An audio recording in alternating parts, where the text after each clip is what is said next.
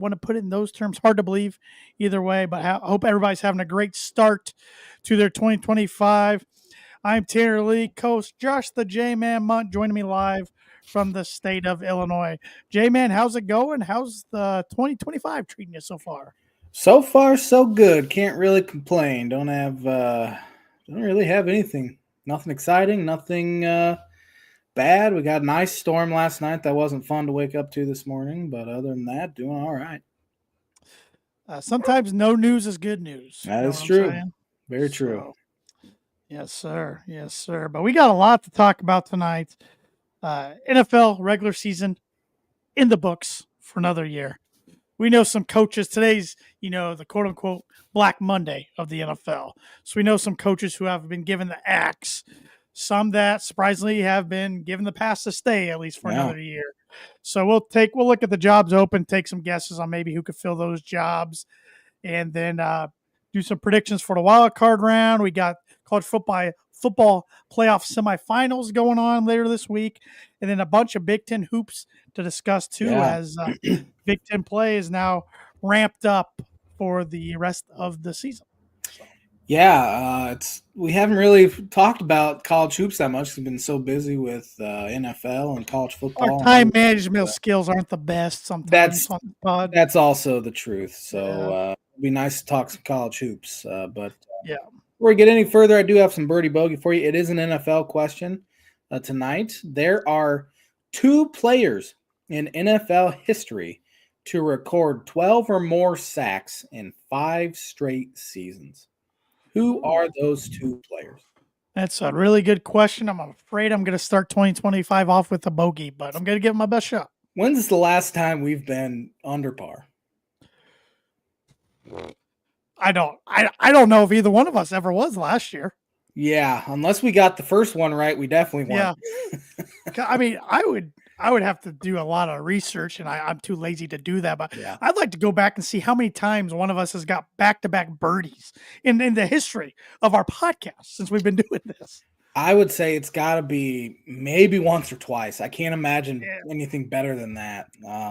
We're terrible. I feel like you might have got on a heater one time, maybe got 3 in a row once. Maybe, and it might have been because your questions were a little too easy. I'm gonna say that the questions were easier than usual because ever since then, I think we're like, okay, we gotta get hard questions for them. Yeah. We got to trip each other up, and then we're like good at sports trivia if like we're in like a bar or something. I think so. I like to think so. But it's embarrassingly bad on here on the show. It's just I don't know. The lights are too bright for the J-Man. 100% correct. The lights are too bright. I like that. Birdie or Bogey is brought to you by Arlington Public House for good cuisine. I don't have the read pulled up. I'm officially off of Facebook for a little bit. So 703 Main Street, Rochester, Indiana, Arlington Public House. Casual atmosphere, good food. I remember a few of the words that were in there, but I upscale cuisine and cocktails with casual atmosphere. So, and since you're off Facebook, let me see if I can pull this up. Let me see if I can share the screen. They had their special over the weekend looked awesome. Not that it doesn't always, but let me pull this up here. Let's see. Yeah, I got to share my screen here. This is too good not to share. I'm excited. I'm hungry. Facebook share. Oh man, the fried mac and cheeseburger. Oh man, that's right up my alley. So you got beef patty topped with creamy mac and cheese, fried to golden perfection, all nestled in a toasted bun, cheesy, crispy, and oh so satisfying. Yeah, that looks. Oh man, awesome. I would mess that up. I tell you. Yeah. Even that bun does look good. So, that's bun? Just.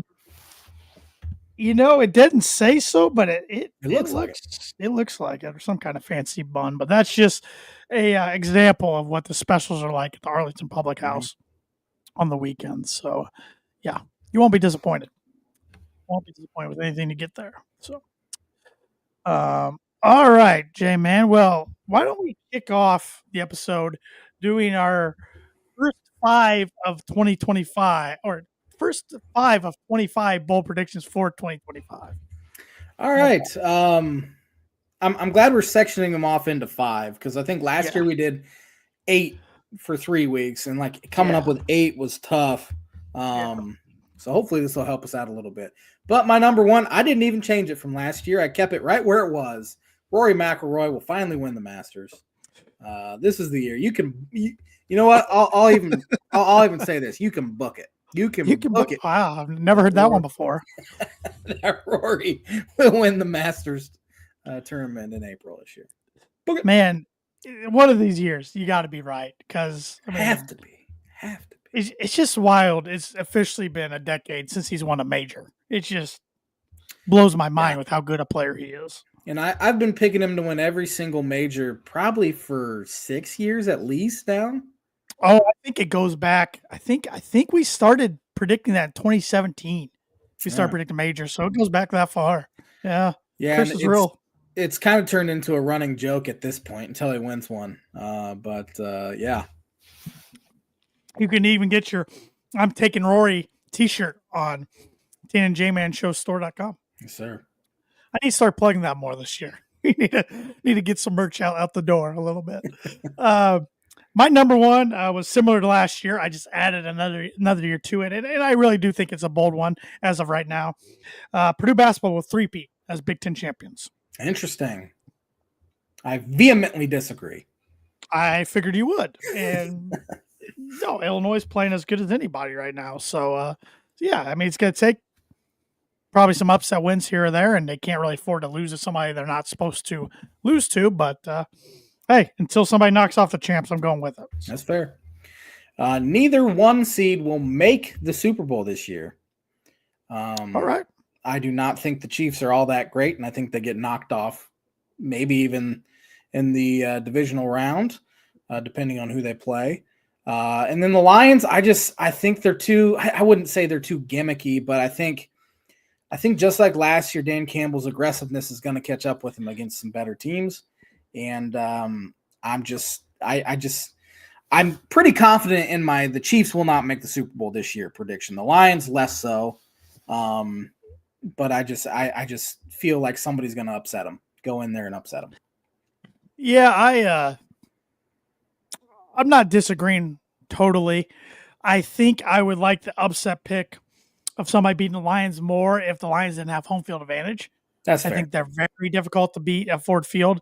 I was telling my wife last night that I thought whoever won that game, of course, being a 1 seed is kind of dumb now saying that's out loud, had a real good chance to win the NFC because both teams are so good at home. Right. I said the loser, and I'm not trying to show my cards yet because we'll do predictions later, but I said the loser might have a real tough time beating the Rams at LA. So, yeah. And of course, obviously the Chiefs are nearly unbeatable at home, but they have they're not completely invincible this year as they have been. Right.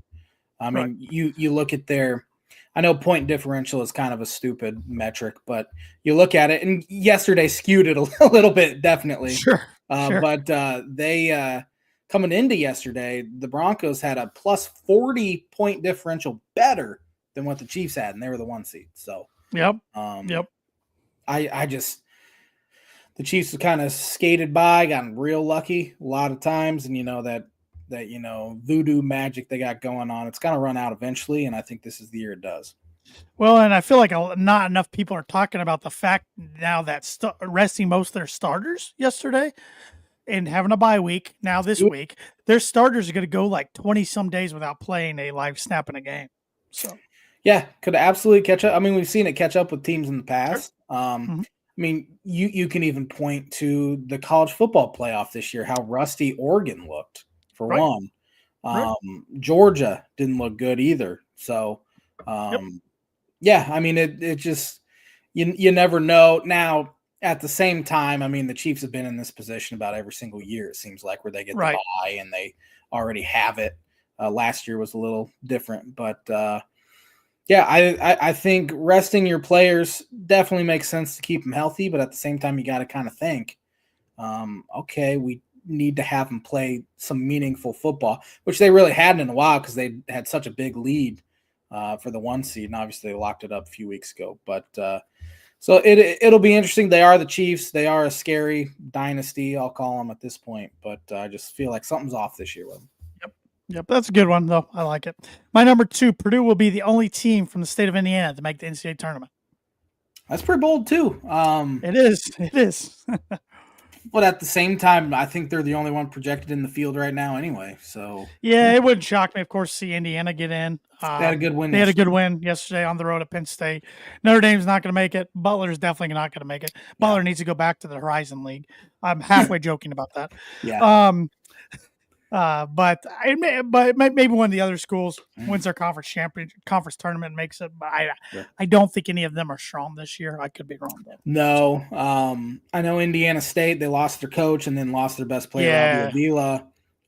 They're okay, but they're still kind of down. Haven't heard anything about Evansville or PFW or any of those schools this year. Ball State or Valpo, none. Valpo, I think, won 6 games last year, and they're better this year. But I follow them a little bit just because Roger Powell's their head coach. But what's their nickname now? It's not the Crusaders.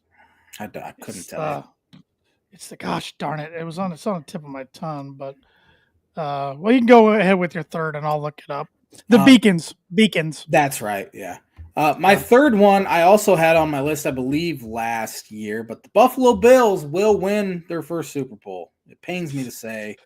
I just feel like their time's coming. And unfortunately, I think it's this year that's going to happen. Maybe Baltimore can get there because Lamar needs one for sure at this point because I think he'll win another MVP. But, yeah. Well, I think both quarterbacks need one. Lamar and Josh. Oh, yeah, definitely. I was talking to my dad today after work, and I'm like, if Denver goes in there and beats them, I think the heat will definitely be on McDermott, but I think it should definitely be on Josh Allen as well. Sure. My number 3, Zach Edey will win the NBA Rookie of the Year. That's a good one. Who else would be top rookies? I know it's a down class, and none of those guys are really doing anything besides Edey. Yeah, that's a good question. I'm not sure. I've only been keeping up with Zach, and he's been producing pretty well, so that's why I say that. I'm not sure who's even up in contention for it besides him. Well, maybe it's not too bold, but he's got to stay healthy, of course. Yeah. My fourth one here, the Cubs will win the NL Central. I flipped it from last year. I like it. Got a positive J-Man 25-25. Look at this. As of right now, on paper, they're the best team, but that doesn't mean anything. On paper, they were probably the best team last year. Yeah, the Brewers weren't going in on paper close to the best team. And Brewers have lost a lot, too, and hopefully that'll catch up with them eventually, but they just have some sort of magic down there, too. But if not, playoffs. That probably, yeah. If not, I think you have to fire Jed. You have to. You just have to. Yeah. My number 4, another basketball-related one, my last basketball-related one for tonight. I was trying to go 5 for 5 with basketball and couldn't come up with a fifth. I did come up with a fourth. The Oklahoma City Thunder will win the NBA championship. I almost put that as one of my bold predictions this week, and I'm glad I did. Darn good. They are very good.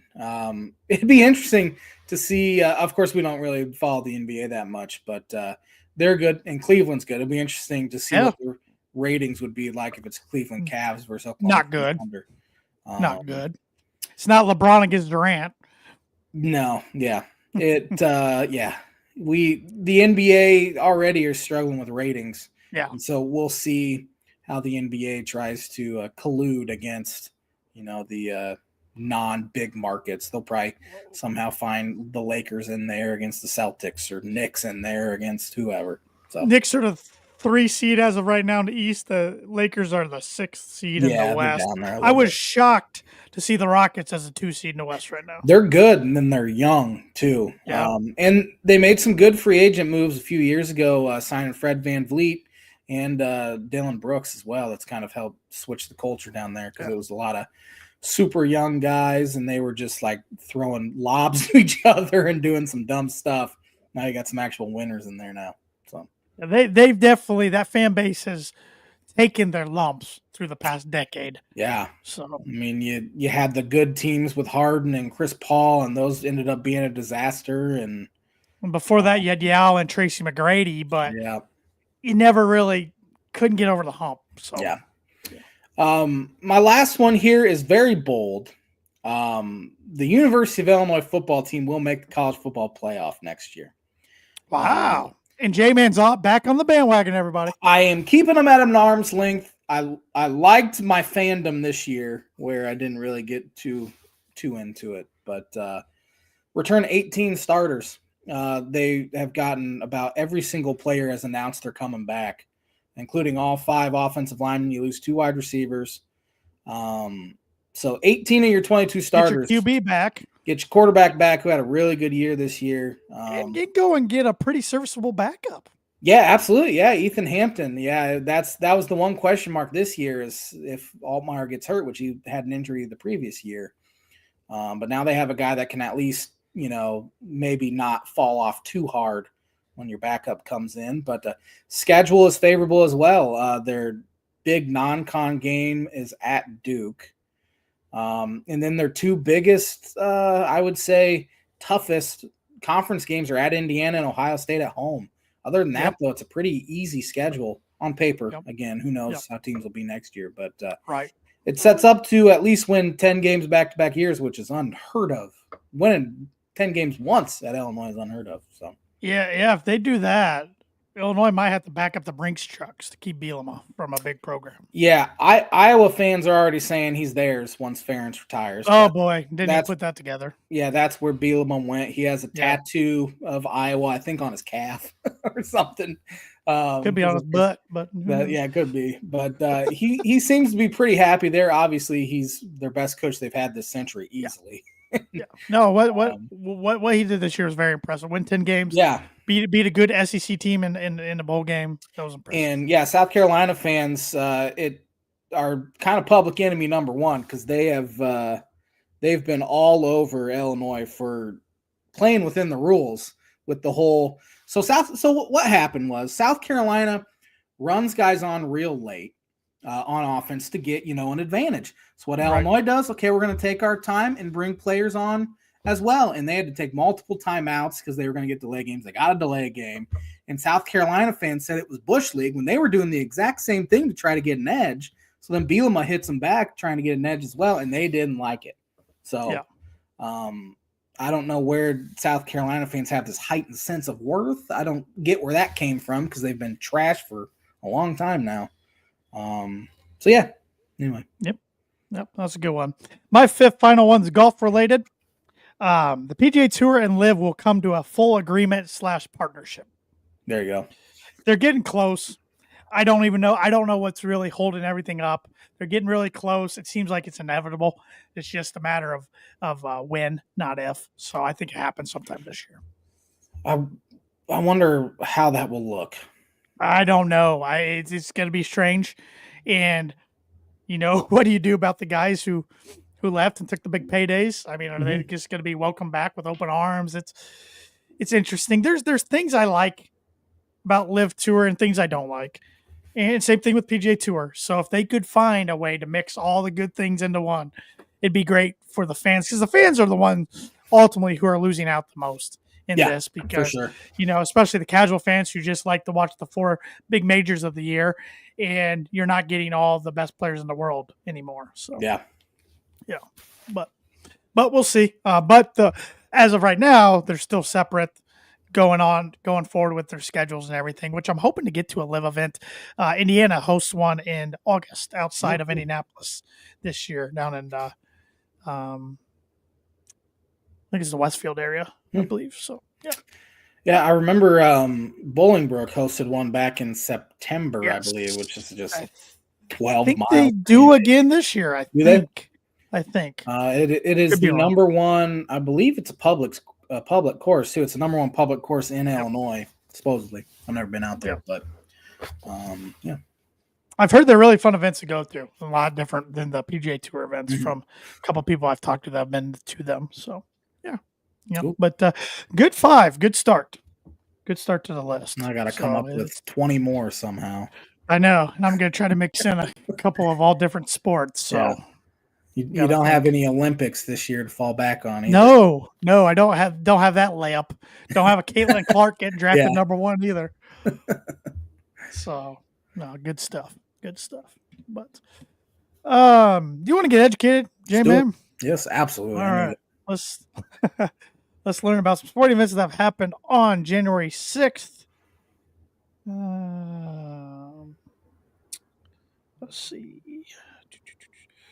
On this day, 1942, MLB pitcher Bob Feller reported for duty after enlisting in the U.S. Navy. Yeah, multiple players. Ted Williams probably the most famously missed, 4 years fighting overseas in World War II, and then he comes back and hits like 360 or something stupid his first year back after not seeing live pitching in 4 years. Pretty incredible. On this day in 1951, the Indianapolis Olympians beat the Rochester Royals 75-73 in the NBA record 6 overtimes. It's also the longest game in NBA history. 75-73. I guess there wasn't a 3-point line. No 3-point line. So still, that's rough. That is brutal. On this day, 1976, Ted Turner purchased the Atlanta Braves for a reported $12 million. Yeah, I'm sure they're worth much closer to 12 billion. Well, they're probably not closer to 12 billion than they are 12 million, but definitely over a billion. Let's see. Atlanta Braves value. Let me see if 2.8 billion. Yeah, I figured it was probably close to 3. Yep. So, and Ted Turner's got lots of money. Yes. On this day in 1980, the Pittsburgh Steelers won the AFC Championship by beating the Houston Oilers 27-13. And also on this day in 1980, the LA Rams beat the Tampa Bay Buccaneers 9-0. I did not know the Buccaneers ever made an NFC Championship before the 90s. Yeah. I thought they were always trash. On this day in 1985, the Miami Dolphins beat the Pittsburgh Steelers 45-28 to win the AFC. And also on this day, the San Francisco 49ers beat the Bears 23-0 to win the NFC. Yeah. Oh, the Dolphins will be back. They weren't. That was, of course, the year before the Bears Super Bowl victory. Mm-hmm. So, let's see here. Here's an interesting one. On this day, 1991, the Portland Trail Blazers beat my Seattle Supersonics 114-111 before a sellout crowd at the Portland Memorial Coliseum, marking the Blazers' 600th consecutive sellout at home. Dang. I'm sure that's been long broken, but that's pretty impressive back in the day. On this day, 1994, U.S. figure skating champion Nancy Kerrigan was attacked by Tonya Harding's bodyguard at the U.S. Championships in Detroit. On this day, 1995, Atlanta Hawks coach Lenny Wilkins passed the legendary Red Archibald to become the NBA's all-time winningest coach with 939 career victories. On this day, 1999, an agreement is reached by the NBA and the Players Union to end a 204-day lockout, which shortened the season by 50 games. I don't remember that at all. I remember the one in 2010, 2011. That was the first NBA Finals I ever remember watching that season. Can you tell me who was in the finals that year? 99? Yeah, so it was 90. So it was the 98-99 season. Or just the 99 season. Just 99 season. Yeah. Just 99 season. I would assume the Lakers? The next year was the Lakers start. Spurs were one team. I couldn't tell you who the East team was, though. Spurs beat the Knicks. Don't remember that at all. Yep. I don't know why. I remember being in one of my friends' basements while one of the games was going on and we were watching it. That was the first memory of the finals. Then the next year was the Pacers, Lakers, and then I remember all the rest decently going forward. On this day in 2013, the NHL reached an agreement to end a 113-day lockout. So this is the day to end lockouts, I guess. Going back to the NBA, the 2011 one, I think that was a perfect amount of games. 66 games, I think they played. I think you'd have less load management, which I know is a thing that makes a lot of fans mad. You spend a ton, and for one, they're pricing the average fan out of going to an NBA game. You're spending hundreds of bucks to go see it. I mean, I remember last February, I went and saw the Bulls and Kings on a Saturday night, and we sat 3 rows from the top, and it was like $98 a piece. That is just not feasible. No, it's crazy. To keep fans for one. It's crazy. You got 41 home games. Yeah. Mark it down. Yeah. I mean, NFL prices are crazy, but in a way, I can also almost understand that because you get 8 or 9. 8 or 9. Yeah. So on this day, 2014, the 16th BCS National Championship game was played in Pasadena, California, in the Rose Bowl. Who was that game played between? 2014? Yes, sir. Was that Florida State over? They beat Oregon? Nope. Florida State beat. Who did Florida State beat? Who did Florida State beat? 34-31. I remember it was a good Auburn. Auburn. There you go. Yeah. Good memory. I got there. On this day in 2015, Randy Johnson, Pedro Martinez, John Smoltz, and Craig Biggio were all inducted in the Baseball Hall of Fame. That was a good class. Yeah. That was kind of the first class I remember like, oh, man, these players that I grew up watching are now making the Hall of Fame sort of deal. Yeah. Yep. 2 more here, both on this day in 2018. On this day in 2018, John Gruden returned to the NFL as the Oakland Raiders head coach after nearly a decade of broadcasting Monday Night Football. He has since then been out of the league, but there's rumors swirling that teams are interested in Chucky again. I think it's a matter of if, not when. I'm not saying it's this cycle. I think we do see him back on NFL sidelines once again eventually.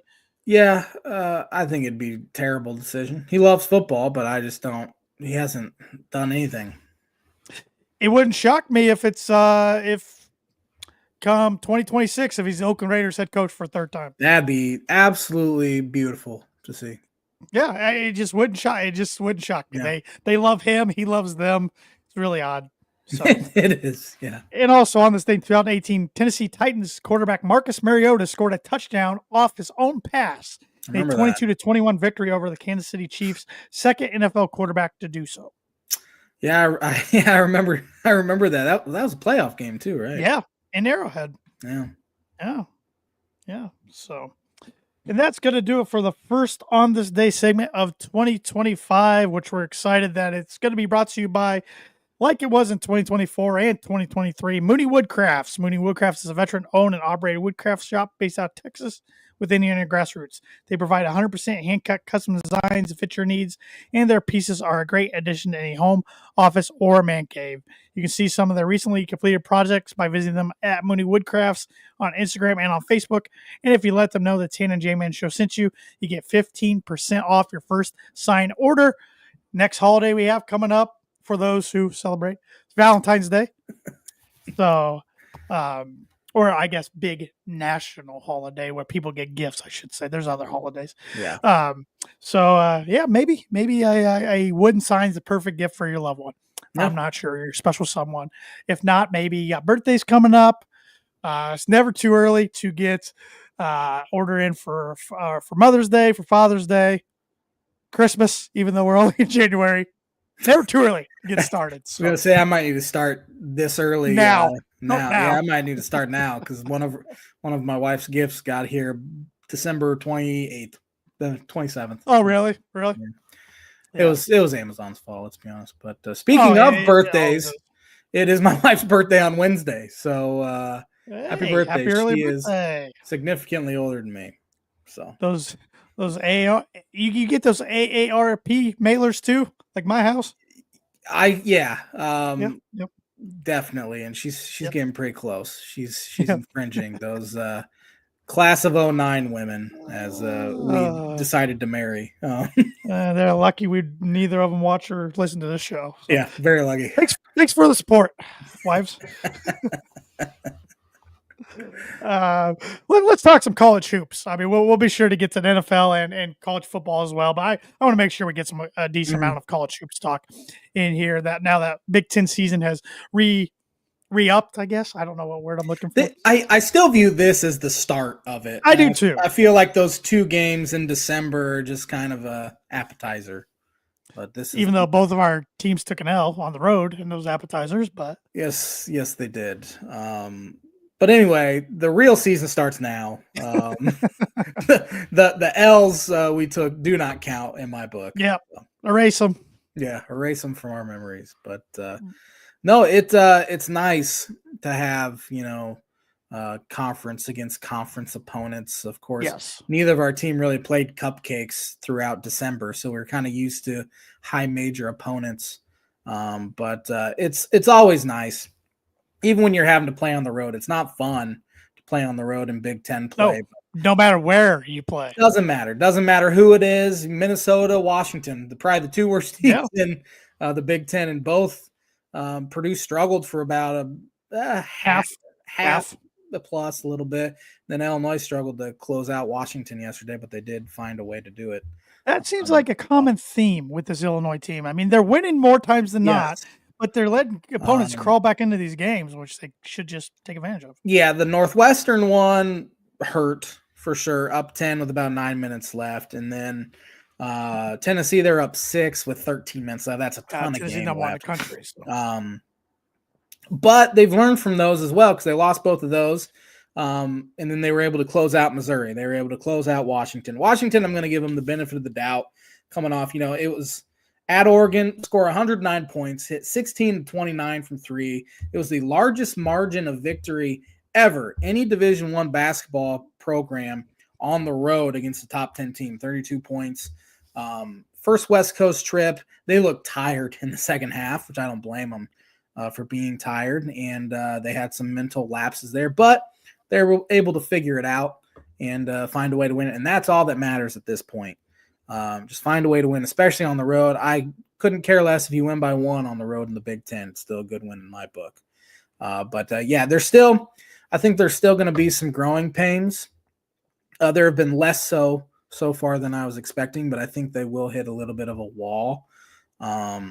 Hopefully not this week. I'm nervous about their game on Wednesday against Penn State. It is at home, but you're flying back from a West Coast trip.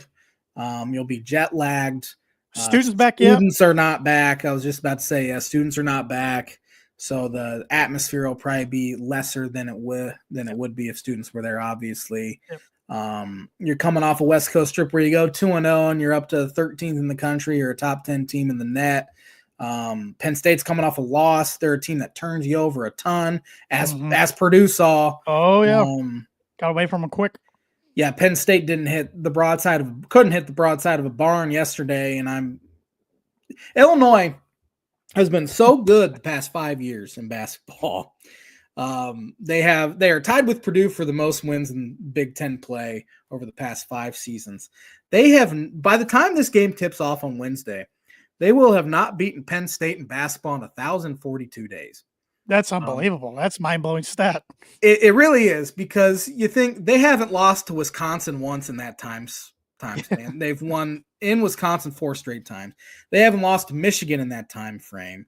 They're well over 500 against Michigan State. Can't beat Purdue. That's one thing. They haven't lost to Nebraska. Haven't lost to any of these teams. They can, for whatever reason, Underwood cannot beat Penn State.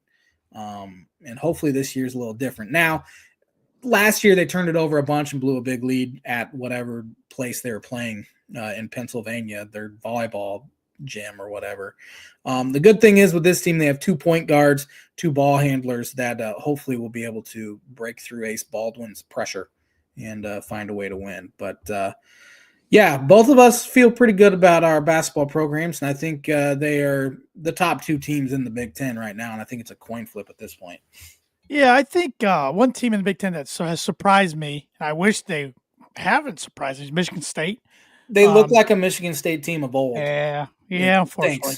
Yeah. Unfortunately. I was really enjoying, and they still might falter a little bit, but I've been really enjoying Michigan State basketball the last 4 or 5 years. Absolutely. But no, a good week for Purdue. Like you said, they struggled for a little over a half at Minnesota. I was very frustrated. Halftime of that game, Purdue was up 1. They just looked lethargic in the first half. No energy, letting this team hang around. Like, what is up with this? Like, something's going on with this team. I just can't figure it out. Then the second half, they really got locked in, took care of business. Fletcher Lawyer was awesome that night. So was Braden Smith. Trey Kaufman-Renn did his thing too. So, the big 3. And Matt Painter changed the starting lineup going into that game. He took Miles Colvin and Camden Heide out, put freshman CJ Cox and senior Caleb First into the lineup instead. And it seemed to click. Something clicked this past week with that lineup. And then they just smacked Northwestern around yesterday. The final score was actually way closer. Yeah, literally. The final score was way closer than the game actually was. Yeah. Purdue shot the ball well. Braden Smith was awesome yet again. Fletcher Lawyer had a good game. Trey Kaufman-Renn. Some other guys like Jakari Harris kind of came into his own a little bit. I thought Caleb First had a pretty good week. I mean, he's not going to fill up the stat sheet with points, but he's their best rebounder. And that's the thing they're really struggling at, is rebounding the ball. So it was nice to see them take advantage of that yesterday. It was nice to, not let Northwestern kind of get so physical yesterday as they have the past few years. I mean, they've knocked Purdue off 2 years in a row in Evanston and took overtime last year to beat them at Mackey. This was the only time they're going to meet during the season unless they meet up in the Big Ten tournament. Purdue does not have to go to Welsh Ryan this year, thank God. But good week for the Boilers, and it was surprising today. Braden Smith won his first career Big Ten Player of the Week award. That's kind of hard to believe. He's never won that. Edie hogged them all last year. Yes, he did. So he looked like an All-American this past week, which was nice. Interesting week schedule this week at Rutgers Thursday night, which is nerve-wracking. It's not a fun place to play, and now they don't play defense like a Penn State or like a lot of teams that have beaten Purdue, but they got two unbelievable players as freshmen that can light you up, and then they return home for a nooner on Sunday against Nebraska, which students are not quite back. They return to class next Monday, but they should take care of that one. So hopefully it's another 2-0 week. Then they got the West Coast swing next week. Yeah. With Washington Wednesday night, Oregon Saturday. And then they close out January with 3 home games in a row: Ohio State, Michigan, Indiana. So their schedule is really about to ramp up here in about 2 weeks. The West Coast swing, that of course students might be back and that might make it different out there. Washington's atmosphere was pretty good. I mean, Illinois took them out early. I mean, they got up 27-10 or something like that. They were up 17. But once Washington started climbing back in, their 28% three-point shooter hit 7 of them yesterday. Anyway, it got pretty loud. It's a small arena. I think it holds maybe 10,000. I think they were 8,500 there yesterday. But at Oregon, again, Illinois took Oregon out of the game early, too. They got up double digits early, and that might have had something to do with it. But it almost felt like a COVID game. It was so quiet in there, which, again, it helps when you're hitting everything, 16-29. And they followed it up against Washington going 5-26 from 3. So it was nice to be able to find a way to win when you're not hitting the 3 ball. But I think it's weird. Of course, sometimes you're used to it at Penn State where the atmosphere is not great. But I think sometimes it can psych a team out too. Oh, absolutely. On the road. Because you're used to playing these incredible atmospheres. Yep.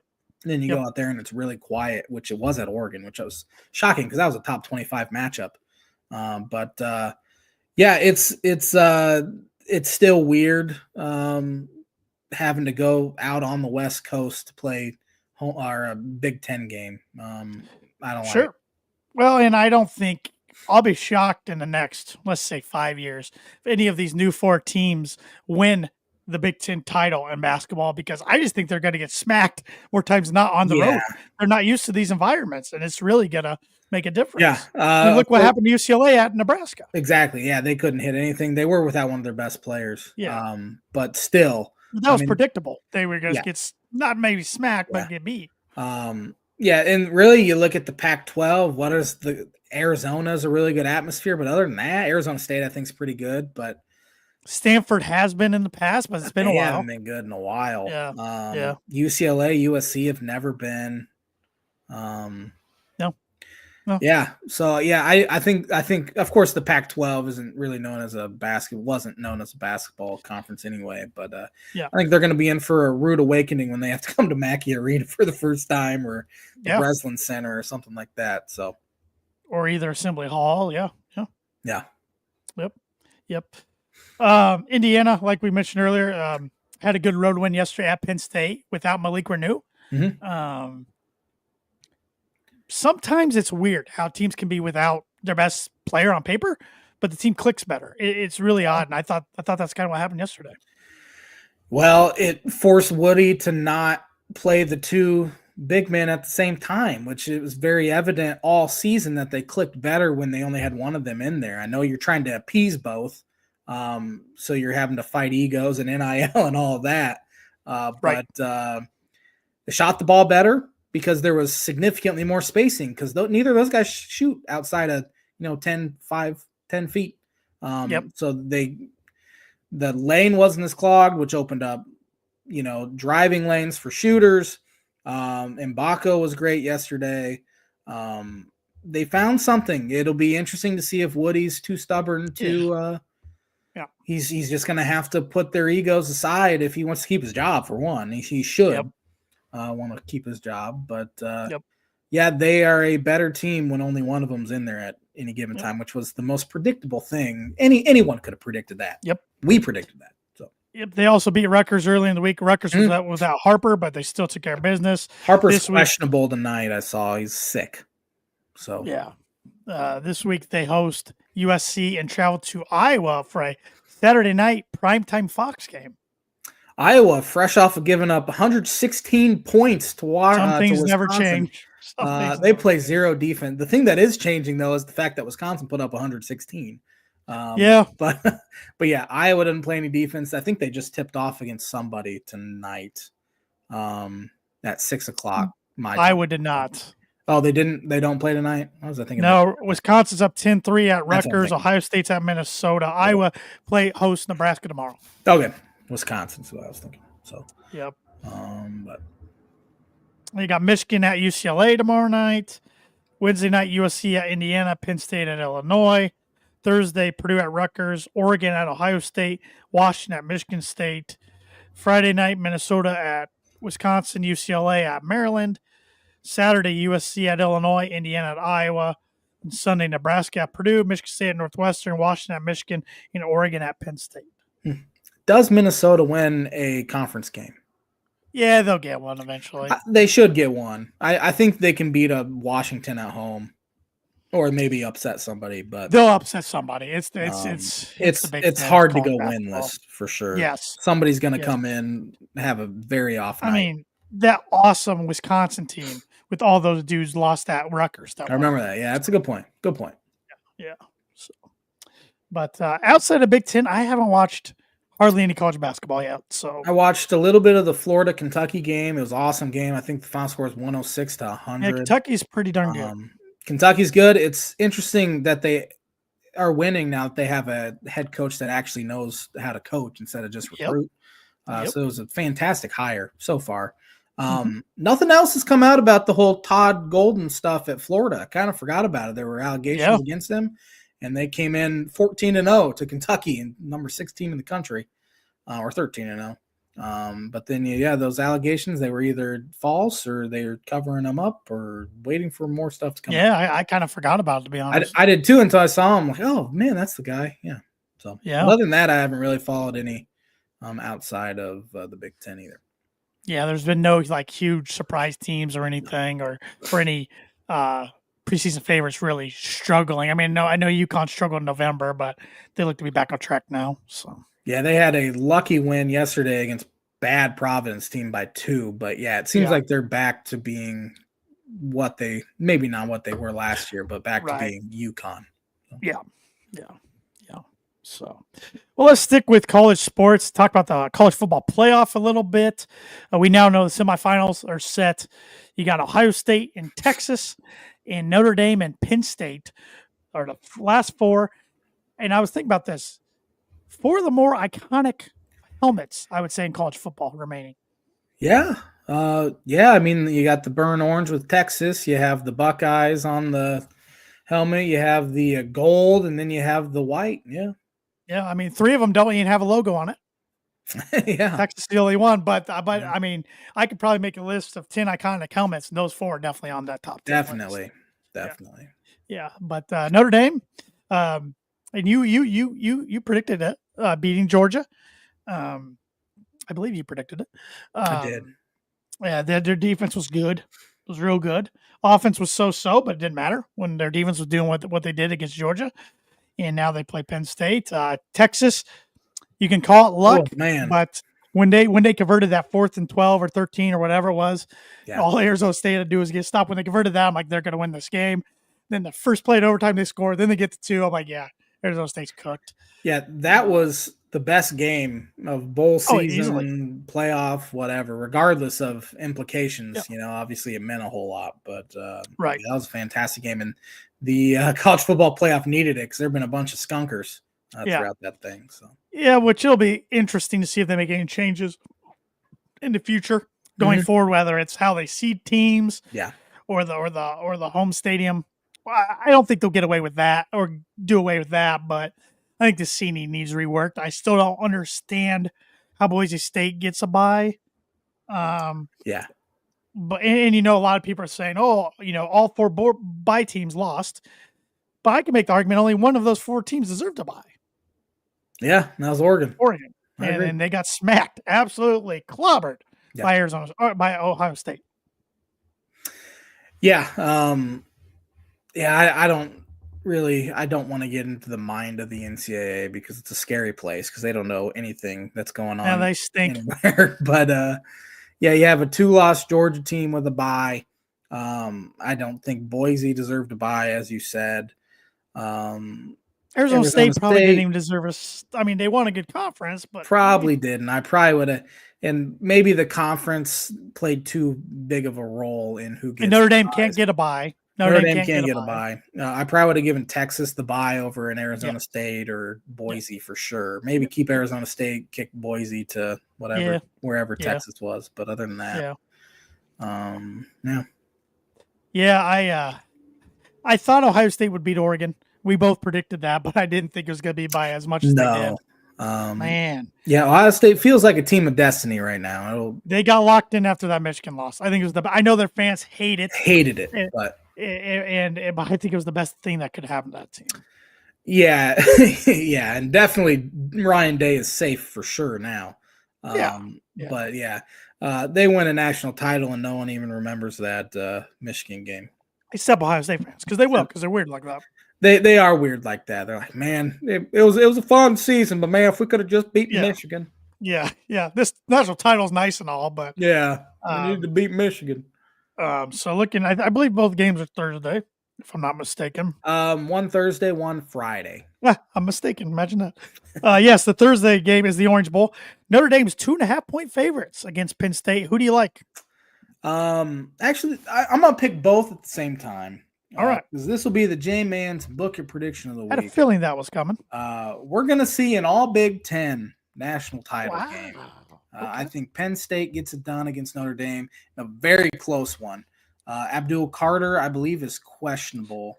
Of course, Franklin made it sound like he's gonna play though. I'm sure he'll play through it. It's nice to see some teams play through injuries, unlike my NFL team. And then I think Ohio State whoops Texas by 2 or more touchdowns. Yeah, they're 5.5-point favorites in that one. And I think they cover that. So, J-Man's Book It Prediction of the Week brought to you by Travis Watchering Insurance Agency for life, home, auto, business, renters, workers' comp, and farm insurance. Contact Travis at 219-869-4561. Book it! Well, I'm going to agree with you on Ohio State beating Texas. I'm disagreeing. Hope you're right, but I'm disagreeing in this other one. I got Notre Dame beating Penn State and making the national title. I'll be honest with you. I hate all 4 teams left.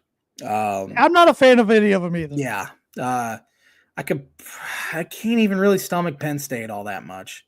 Definitely don't. Honestly, the team I would probably choose overall for is probably Ohio State for some reason. I don't like them, but I like them more so than the other 3. So Daryl Love here on Facebook did not like your Penn State over Notre Dame prediction. He's a Golden Domer. So I figured I'd get some backlash, and that is very okay with me. I think very happy I live in a different state at this point. I think it'll be a good low-scoring game. 2 good defenses. If Franklin gets the win here, I think we have to put to bed the notion that he can't win the big one. Definitely. Yeah, beating SMU and Boise is one thing. You got to lock in against Notre Dame and get it done if you want that thing to go away. It'd be fitting for him to somehow win the whole thing. It absolutely would. And that would get people off his back for 2 years, maybe. maybe. Yeah, maybe. Then, what have you done for me lately? Yeah, the Big Ten's loving this. 2 out of the last 4 teams. Absolutely loving it. Theirs. Yeah. The SEC's got 1, even though they're the newbies in the conference. Yeah. And then you got the independent team. So. And SEC fans shouldn't really even claim Texas at this point. SEC fans just need to shut up right now. Yeah, the way their team's played in the playoff. Yeah. So, but it'll be fun to watch. These playoff games have been not good in the sense of competitive, but I think good for the sport of college football. Definitely. Yeah. Well, we got about a little less than 9 minutes left. Like we said, NFL Week 18 in the books. We won't do winners and losers, but any surprises to you? Any big takeaways? I mean, we saw a lot of games where playoff teams are resting their guys. Yeah, there was really only implications for like 3 teams as far as whether they make it or not, and that was the Bengals, Dolphins, Broncos, and obviously the Bengals and Dolphins, it didn't matter what they did because the Broncos won so big. However, I think this might spark more conversation about the way the NFL seeds, with, having Minnesota, who won 14 games, 14 out of 17 of their games they won, now have to go on the road. It puts an emphasis on winning the division, obviously, but when you win 14 games, I mean, come on, you don't need to, or you shouldn't be playing on the road to start. Right, I agree with that. The NBA went away with that, with the division stuff, and they just seed them as they, what their record is and all of that, and tiebreakers and whatever. So I think that's one thing that will change come, maybe not this year, or obviously not this year, but not next year. It might be a few years down the road, but I think eventually.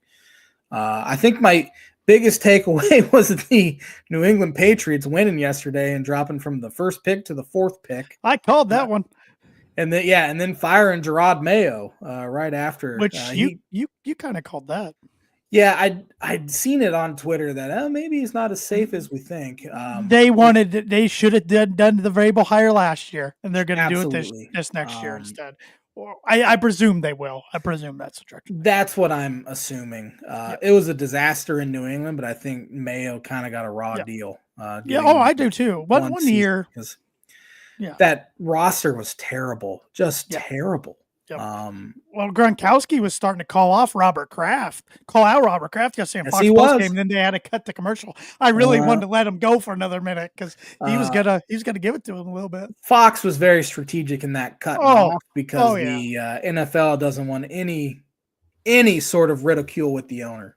So, right. Especially an owner that's won a ton of Super Bowls. So, that was a bad look on Fox's part, and I'm sure the NFL played a role in that as well. Well, and that's a guy who's Patriot through and through too, Definitely. So it's interesting. Yeah. But the Titans have the number 1 overall pick now. Got to think they go quarterback. Have to. Now, whether that's Shadir Sanders or Cam Ward, we'll wait and see how that plays out. I read yesterday on the Twitter that they love Cam Ward. Right. So obviously we got 4 months. Yeah.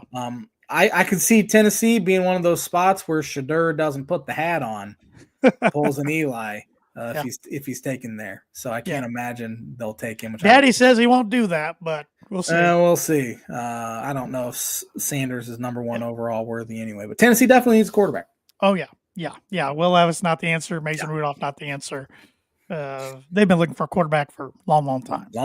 So, but I'm pretty pumped today. Absolutely. You see me I got this jersey for Christmas, Jay, man. I'm going to try to flash it up here. My first ever offensive lineman jersey. Is it Garrett Bowles? It's Quinn Miners. Oh, the belly. Okay. Yeah. Bowles is 72. 72, which would have been a good one at the time, though, when I was laying out what jersey I wanted. He hadn't signed his contract extension. Then he did it about a week later. So Quinn Miners already had. Yeah, I've always kind of wanted an offensive lineman jersey. Never got one. So, but, I know they beat a bunch of backups yesterday, but I don't care. I was still so nervous going into it. I'm like, got to get off to a good start. And they just took care of business, 38-0.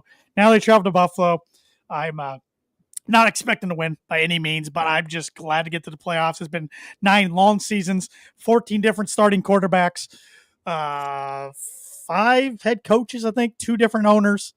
It's been a long time coming. So nice to be back in the playoffs. It'll be weird, though, that they're going to be on the opposite side of Von Miller, who last time they made the playoffs, Von was the Super Bowl MVP. Yeah. During that 2015 season. Hard to believe Von's still hanging around since then, too. Yeah, and he's still got 3 years left on his deal, I think, in Buffalo, because they overpaid big time for him last offseason. But pumped to be there. And I think the AFC is glad that the Broncos are making it instead of the Bengals, because the Bengals got hot the last 4 to 5 weeks. They got hot. They did to themselves, though. They played real bad, and September counts. Yeah, September counts the same way. 100%. And you got to play defense. Have to. Yeah, they paid all their dudes on offense because they wanted to keep that together, and they just let guys go on defense, and it showed. And I'm not sure Coach Lou could have done anything different than what he did, and he'll land on his feet. He'll land on his feet somewhere. So yeah, that's kind of been the story of the Cincinnati Bengals the past few years. Start terribly, and then they get hot, and it's too little, too late. So. We know 5 openings right now in the NFL. You got the Saints and Jets who have been open for a while, and the Bears as well. They've been open for a while. The Jaguars job came open today, which was not a surprise, and then the Patriots yesterday. So it'll be interesting. The biggest surprise was Brian Daboll. Keeping his job in New York, and the GM and Joe Shane keeping his job as well. A joke. I know Giant fans are not happy. Neither are Colts fans today. Neither are Colts fans. Neither are Dolphins fans at this point. Mike McDaniel definitely, I think, should come back. I mean, he was dealt a bad hand with injuries and all that. Started 2-6, and then the fact that they were still in it final week of the year says the team didn't quit, and I think he deserves. I think he should give up play calling though. Well, and I think Shane Steichen deserves one more year at the Colts. But for sure, the fact that Irsay still believes in Chris Ballard, and we're not even Colt fans, 8 years, no division titles. Yeah. Unbelievable. He's pretty much the same as Chris Greer. That's the exact same. They've been to the playoffs a few times, but never did anything once you got in there. And if he doesn't, they get close, and then they blow it at the end of the year against teams they should beat. Exactly. So, that was surprising. Be interesting to see where like a guy like Ben Johnson ends up because he's the hottest. He's one of the hottest coordinator names I can remember. I'm seeing a lot of rumors of Jacksonville. Yeah, it was shocking. Jacksonville did not fire their GM Trent Baalke. Chad Kahn's not a very good owner. So, and the crazy thing is, the head coach will report directly to Kahn and not to the GM. So that's not great there in Jacksonville. The Bears have requested a lot of names to interview. The Jets. As they should. And the Jets have to. I hope Rex Ryan ends up there so bad. The Jets requested Broncos defense coordinator Vance Joseph. And what team was it? Saints requested, he's not a coach, but he's on the Broncos staff, David Shaw. Oh, interesting. He used to be a Stanford coach. Yeah. Forgot about him. He was a hot name there 10 He's years like ago. I don't even know what his title is. Yeah. So. The Dolphins DC, Anthony Weaver, was requested for the Bears. Interesting. If he gets the job, I think Robert Saleh would be the guy in Miami to be DC. Oh, okay. He's good DC. Yeah, I mean, before he got fired in New York, they had the top. I think they were the second-ranked defense, and after he got fired, they were like bottom 10. Could if that happens, could you see Lou and Marullo going back to Miami? Probably not. No one's there from when he was there. He might join Dan Campbell's staff because Campbell's the one when he was interim that promoted Lou to DC. Yeah. Or Zach Taylor, because Zach Taylor was on that staff as well. Or Ben Johnson. Ben Johnson was on that staff too. They just had a buffoon as a head coach that year, Joe Philbin, to start. They had a great staff around him, clearly. Always forget about that guy. Mr. Mackey. So we're running out of time, so let's fly through these predictions real quick. LA Chargers at Houston Texans. Chargers 3-point favorites. Give me Chargers. I like the Chargers as well. Steelers at Ravens Saturday night. Ravens, big. Yeah, Ravens 10-point favorites. I like Steelers. Lost 4 in a row. They are who I thought they were. Yep. And they're going to be stuck in a weird quarterback scenario. Definitely. So, yep. Broncos at Bills. Give me the Bills. Sorry, T-Dog. Oh, I'm right there with you. I'm hopeful. I'm hoping for the upset. Even just happy to be here. That means at Arrowhead the next week, but I would take that in a heartbeat. But I'm taking the Bills. I think Josh Allen will be too much for him. Packers at Eagles. Ooh, Christian Watson's out. Torn ACL. Jalen Hurts is still in concussion protocol. Yeah. Give me the Eagles just because at home. I'm same way. Eagles in a tight one. Commanders at Buccaneers. Give me Tampa Bay. Yeah, even though they didn't look very good yesterday, but yeah, yep. And Vikings at Rams on Monday night. I keep picking against the Vikings, so I'm going to take them, and I know they're going to lose just because they're them. 1.5 point favorites on the road. But I'm taking the Rams. I would have taken the Rams over the Lions, even because I just feel like whoever lost that game last night is going to be down going into that Monday night game. It'll be hard to get back up. I'm sure playing on Monday night probably helped give them a few extra days to kind of lick their wounds. I think the Rams are a sneaky dark horse to win the NFC. That'd be crazy. Something's telling me, especially after how they started. I know. Birdie bogey time. There are 2 players in NFL history to record 12 or more sacks in 5 straight seasons. Who are they? Man, there's so many pass rushers coming to my mind. I'm gonna get this wrong. First guy that comes to my mind, Lawrence Taylor. He is one of them. Oh God! I wish he wouldn't have been. Oh shoot! 12 in 5 straight seasons. Yep. Jared Allen? That's a good poll. It's incorrect though. It is Myles Garrett.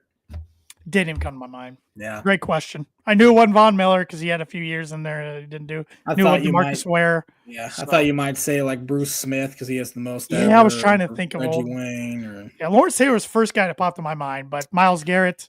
I almost phrased the question. Myles Garrett became the second player ever to do this. Who's the other guy? And I'm glad I did. I'm glad I didn't now. Start 2025 off with a bogey. Beautiful. Thanks for watching the Tan and J-Man show. We'll be back at her next Monday with another episode. Have a fantastic